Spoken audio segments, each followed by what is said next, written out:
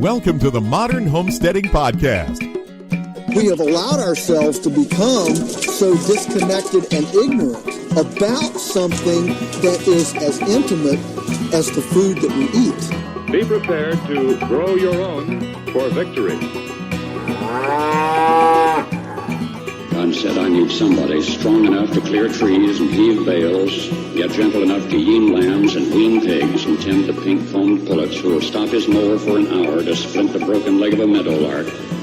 So God made a farmer. Hello and welcome to the Modern Homesteading Podcast. I'm your host, Harold Thornborough, and glad you're joining me today for this episode. This is episode 85, May 25th, 2018, and today we're going to talk about protecting plants in the heat of summer. And this is a question that came in from Randy. Randy asks, what are some strategies for protecting veggie plants in the heat of summer? We have a lot of 95 plus degree days here, and it would be nice to hear some new strategies of keeping plants shaded or cooler to improve production. And I agree that can be a real issue. I mean, even here in Indiana, we get a lot of 90 plus days through the summer, and plants suffer in that kind of weather. I mean, it hurts them. And some of the problems that can occur from heat-stressed plants, of course, are withering, from excessive sun and lack of water. Really lack of production. When plants are in a real high heat situation, a lot of times the blooms will fall off, and they'll go into this kind of survival mode. The blooms will fall off. They won't produce any fruit. And they'll start to bolt and put off seed. And this is kind of a survival mode for a plant. They'll just, all they're thinking about is trying to produce the next batch of plants. So they're going to basically just try to not put anything off food-wise that's going to produce, that's going to use their resource, their water as a resource. And they're going to put off seed so they can try to reproduce themselves. And again, it's all just a survival a stage of a plant trying to survive a stressful situation. And it's not good for the gardener. It's not good for the homesteader because, we're not getting food, and what little food there is usually gets bitter and not tasting very well because of the bolting. So we want to prevent that if we can. And the first thing you can do is kind of in your pre-planting. But before you ever plant your garden, try to pick heat-tolerant varieties. A lot of varieties of each plant. There are varieties of that plant that are more suited for heat. A lot of them are hybrid. Sometimes you can find heirlooms that are more suited to the heat, but a lot of times you might have to go with a hybrid of that. Now, a lot of folks get confused about the whole GMO and hybrid thing. Hybrid is not GMO. It is more of a natural selection. It's just not been kept completely pure as an heirloom. Heirlooms, ultimately, a lot of them were hybrids at one point that have just been continued on for many, many years, and they become, after several generations, they actually become an heirloom. So, and it just kind of adapts a plant for certain conditions, and heat tolerance is one of those conditions. But something you asked about is shading, and absolutely, this is something that a lot of times you have to do with certain plants. Now, you can do this naturally by planting lower heat tolerant plants next to taller heat tolerant plants. For example, I have lettuce and spinach and things like that I'm growing, and I will always try to plant those things to the, I always try to design, and this again comes into the planning process of your garden. Every spring, early spring, and maybe even in the winter, when you're planning out your garden, you should be thinking about where you're going to put things. And of course, the evening sun is always your hottest time of the day, the hottest, what you want to guard from the most. So when that sun's setting in the west, you want to kind of guard your lower heat tolerant plants from that sun. So I'll try to maybe grow some tomatoes or some peppers or something that's has a higher heat tolerance to the west, the south and the west specifically, of those plants if I'm going to plant them in close proximity, or just something even taller. I may even have trees to the west and south and west of those plants that are shading it out from the evening sun and protecting those plants. Now, that's the natural process, and that works really well, and that takes some planning. But you can also use some products. I mean, you could actually take shade cloth and put some stakes in the ground, some posts in the ground, and put up some shade cloth along the side of a row to the west of a row, and get it high enough to where, say you're still wanting to get, 6 to 8 hours of sunlight. So you can gauge that just right. Make that shade cloth tall enough to where at about 6 hours of sunlight, it starts dropping behind that shade cloth. And it reduces the amount of sunlight beating down on those plants. And you can stretch out, shade cloth's not real expensive, and you can stretch that out for a long ways, and just put some posts and attach it to the posts and stand it up to the west of your plants, and it would do a great job of shading.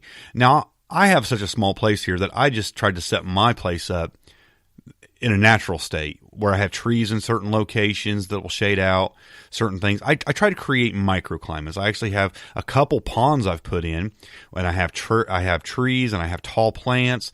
I have some bushes that I've arranged in certain areas, and those things shade out other things. Now, a couple problems with that is it does reduce the amount of crop rotation you can do, because when you're using permanent things like that, like trees and bushes, in your house and whatever things that you already have there that you're using to shade off for an evening sun, of course you want to always put those same kind of low heat tolerant varieties in that area. So I do get less crop rotation by doing that. So I have to be more on guard for pest pressure and disease pressures and things like that. So it does limit you in some ways when you do that. That's where putting up temporary structures like shade cloth and things in some ways are better, especially if you have a larger place. But that's one of the things you can do. But now another thing that is a big problem is not just the sun beating down on the plant itself. It's beating down on the ground, and it's basically evaporating the moisture from the ground, which in turn is hurting your plant. I've seen things do really, really well in 90-degree plus temperatures if the ground is staying moist. Now, how do you keep the ground moist? There's a couple different ways you can do that. You can do that with cover crops. Anything that's low. I use a lot of natural cover crops. Purslane is a cover crop I actually use. Most people consider that a weed. I love the stuff. It's one of the best tasting weeds I've ever eaten. And we use it in salads. I use it in soups. It's got like a thickening aspect to it, to a soup. I love it. And it is, again, one of my favorites. But I had that stuff growing all over the place, and I let it grow. And you can actually buy the seeds. You can go, I think, Johnny Seed and a few of the other, I know a few of them sell actual seeds to purslane. And like I said, it's one of the best tasting weeds you'll ever eat, I think. And I actually plant that or have that growing, and I let it grow, and I kind of spread it around and walk it around certain plants, and it helps retain moisture in the ground because that sun's not hitting the soil directly. The cover crop is kind of covering it. Now, some issues with that. If you don't live in a place that gets a lot of water, or you don't have an irrigation system set up, those things are also competing for the water in the ground. So if you're not getting enough water, they're going to take up some of that water and actually pull some of that from your plants. Not make as much available for the plants. But if you live in a place like I live, where you get a lot of rain, but it's just hot. We get plenty of rain here. It's just hot, And when we don't get rain, I make sure I water really well. Cover crops can work really well. You can use it pretty much anything that's got a little bit of a broadleaf, but yet crawls across the ground, stays very low, lower than the plants you're trying to grow.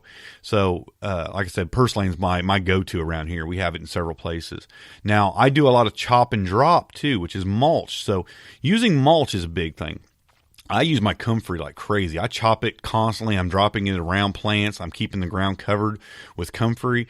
I'm pulling up dandelion leaves, purslane. I do a lot of chop and drop. Anything that's getting out of hand, I just chop it and I drop it around things, and I keep the ground covered with those things. But you can use actual mulch. I mean, you can go get some. You could use dyed mulches.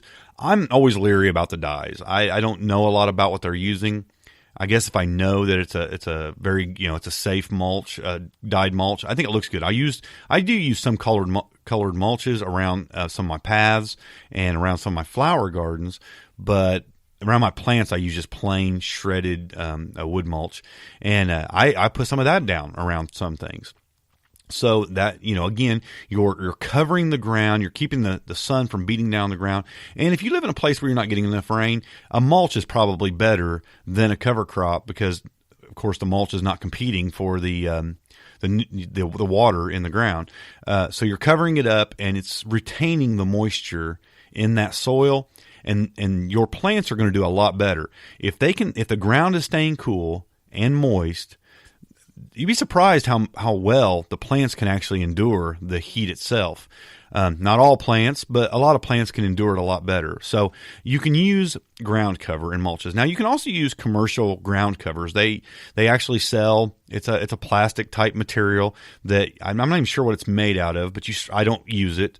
But you roll it out, and actually you roll it out over an area, and you actually cut holes in it and plant your plants in through it, and it's covering up everything. It's actually a weed barrier, but it works as a ground cover, retaining moisture in the ground, and helps with that as well. And plus, you don't have the weeds, which is another benefit to cover crops and mulch as well when you're using that. So there are some great methods for, one, shading your plants, and two, shading the ground. In other words, covering the ground to retain the moisture in the soil itself.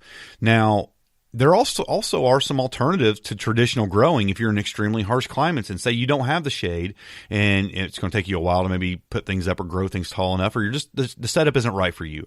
Maybe you consider growing in a couple alternative methods, and one would be hydroponics, another would be aquaponics, and yet another one would be wicking beds. Now, hydroponics uses water. You're growing things directly in water and some kind of a grow media. And now you're putting a chemical nutrients directly in the water to help supply nutrients to your plants. And that's one method. There's several different kinds of setups for this, and it works really, really well. I'm not a huge fan of it. It's just not, to me, it's not natural. And I'm okay with people doing it, but me, myself, I want to use more natural sustainable methods that kind of work themselves. Hydroponics, I have to give input. I'm having to put something in the water to supply the nutrients for the plants. Now, we all say we do that. Even for our garden, we're adding, amendments and things like that. But eventually, I hope to build systems. My goal is to always build systems that are kind of self-sustainable, like the chop and drop I was talking about a minute ago. I'm chopping off comfrey. I'm chopping off all these plants and trees and things. I'm dropping those things on the ground. The nutrients are going back to the ground, and you get this natural kind of rotating circle of life, so to speak. And it works really well. And hydroponics is a me putting something in water to constantly be growing plants, applying nutrients for plants. Not as huge of a fan of that. Now, aquaponics, on the other hand, I am a huge fan of.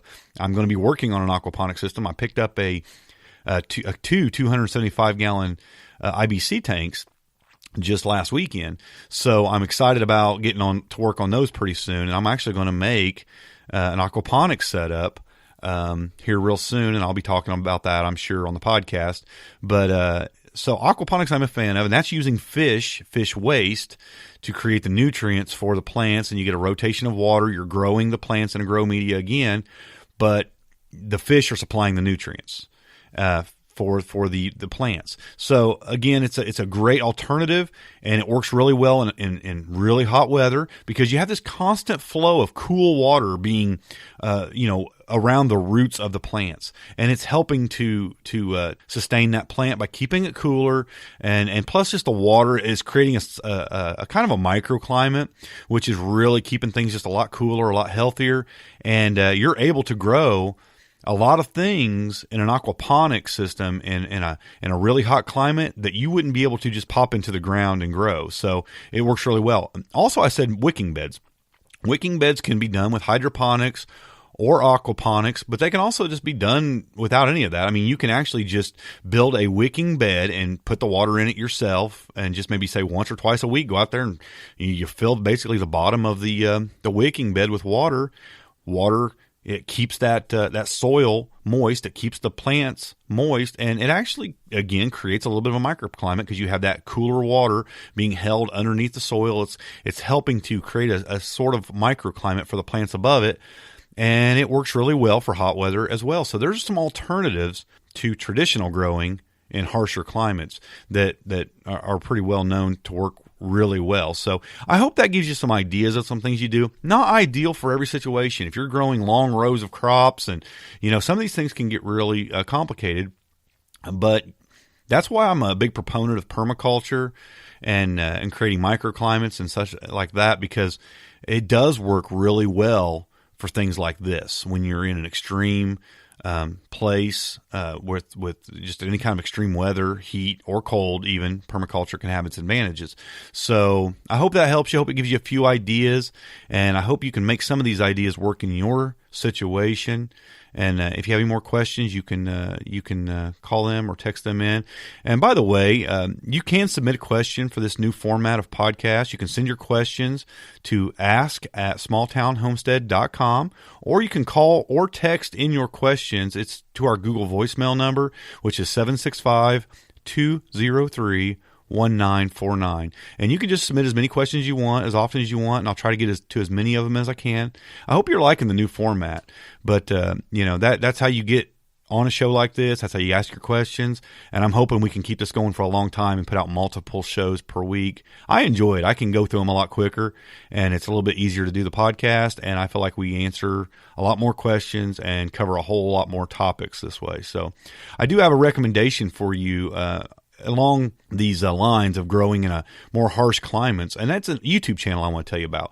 It's Learn Organic Growing at Growing Your Greens, and this guy, he's done thousands of videos. Growing Your Greens, I think it used to be just Growing Your Greens, but I think he changed it to Learn Organic Growing at Growing Your Greens.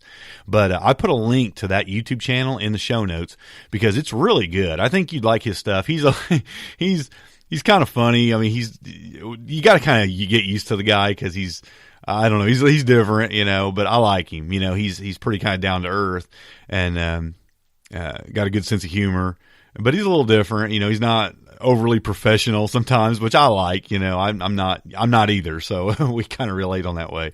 But he's growing in very hot climates, and he's growing a lot of food, and he's doing it in a really small space, which I think is cool. He goes to some different locations a lot of times and does his videos, but at his place, he's growing in a pretty compact urban setting, and he's growing a ton of food. So check him out at Growing Your Greens. I think it's a good YouTube channel. You learn a lot from that guy. And he's doing it in a pretty harsh climate, but you wouldn't know it to look at his backyard because everything is flourishing. So, and he grows a lot of things up, so he's creating shades, which I guess I didn't mention. When you're not just growing taller vegetables, but you can also trellis things up, right? I've actually grew a lettuce behind a trellis of cucumbers, so the trellis and the cucumbers are shading the lettuce, things like that. So he does a lot of that. He's growing a lot of things up trellises, shading the things beside him, and you can learn a lot from that guy. And I've took a lot of what he does and implemented it in my backyard as well. So let's go on to our Homestead Life segment. This is the segment where each episode I share something that's better in my life because of homesteading. And this week I just want to share that, I've been eating a lot of lettuce, and I've been eating a ton of strawberries from the garden these last couple of weeks because that's what my garden's putting out right now. We have a lot of lettuce and a lot of strawberries. And I've really been enjoying the peace of mind that I have about my family eating things that are safe for us to eat. There was a recent scare about romaine lettuce being sold having E. coli. And of course, conventionally grown strawberries are actually part of that dirty dozen. What we call the dirty dozen, the ones that are really the worst for retaining pesticide residues, even after being washed. Like you can't really get all the pesticide off of them when you're buying strawberries in the store. They're some of the worst for that. And here, I don't use anything. And we're growing completely organically. And I can go out there and I can eat strawberries and lettuce right from my garden, and I don't have to worry about E. coli, and I don't have to worry about pesticide residues. And, I'm out there with my grandson, and I'm watching him. I'm after picking strawberries with him the other day, and he's just plopped down in the gravel, and he's eating strawberries right out of the bowl. And, of course, I'd prefer that they were washed. But, I'm not freaking out. I'm not panicking because he's doing what I did when I was a kid. We just went out to the garden, and we ate stuff right out of the garden. I plucked cherry tomatoes, and I'm eating strawberries and whatever right out of the garden. And there's nothing to worry about. Yeah, it's probably a little dirt, but it doesn't really hurt. There's nothing dangerous there. There's no E. coli. There's no pesticides or herbicides being sprayed around, or there's no problems with that. And there's just a great peace of mind in that. And it's just something that's better in my life because of the homesteading life. And I hope that you can say you enjoy the same thing with your garden. So there it is, folks. That's today's episode. We always appreciate those who support this show by joining our Homestead Forum membership community. If you want to learn more about that, go to thehomesteadforum.com. That's thehomesteadforum.com. There's a link in the show notes. And, there's a lot of good stuff there. We're putting out extra podcasts there. There's videos there. There's a couple courses we're working on there. I do a weekly live chat there. There's also product discounts for some other things like comfrey and some other stuff, some ebooks and some courses through other places. You guys would really enjoy being a part of that community, and it does a lot to support this podcast and the other things we're doing. So go check out thehomesteadforum.com and look into being a member of that membership. It's a great community. Always appreciate the iTunes reviews and reviews wherever you listen. Thanks a lot for that. And the show notes for this episode can be found at smalltownhomestead.com/85. Thanks for joining me, folks. Happy homesteading, and God bless. Thanks for listening. To see the show notes for this podcast or listen to other podcast episodes, go to smalltownhomestead.com.